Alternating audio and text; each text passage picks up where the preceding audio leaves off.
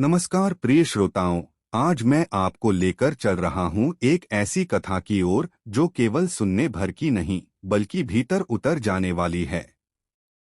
यह कथा बताती है कि कैसे श्रद्धा, धैर्य और भक्ति हमारे जीवन को अंधकार से प्रकाश की ओर ले जाते हैं। कथा का आरंभ बहुत समय पहले की बात है।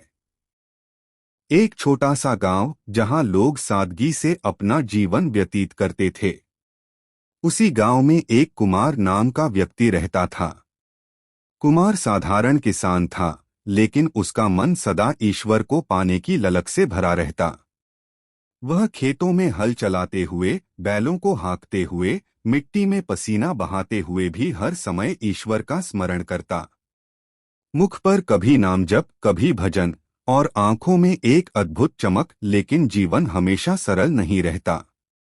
कुमार लगातार विपत्तियों से घिरने लगा। फसलें बार बार खराब हो जाती, परिवार को पर्याप्त अन्न न मिलता और गांव के लोग उसका मजाक उड़ाने लगे कि ईश्वर को इतना याद करता है, फिर भी इसका जीवन कष्टों से भरा है। द्वंद्व और खोजे। एक दिन जब दुख का बोझ हद से ज्यादा बढ़ गया, कुमार ने मन ही मन ईश्वर से कहा, हे प्रभु, क्या मेरी प्रार्थनाएं व्यर्थ हैं? क्यों मेरी भक्ति का फल मुझे नहीं मिलता? उस रात वह रोते रोते नींद में सो गया। स्वप्न में उसने देखा, घने वृक्ष के नीचे एक आध्यात्मिक संत ध्यानमग्न बैठे हैं।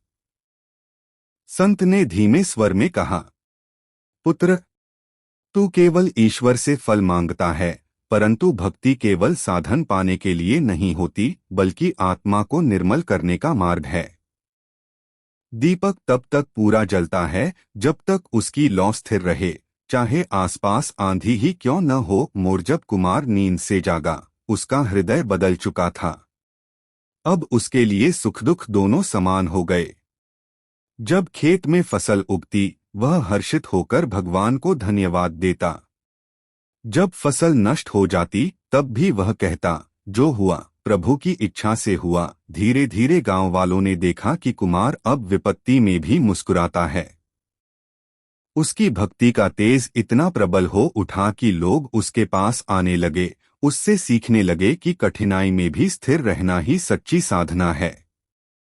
सीखकथावाचक का स्वर गहन और धीमा होता है।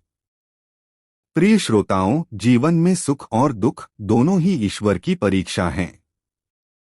जो व्यक्ति दुख में भी आस्था नहीं छोड़ता, उसके जीवन में सच्चा प्रकाश आता है।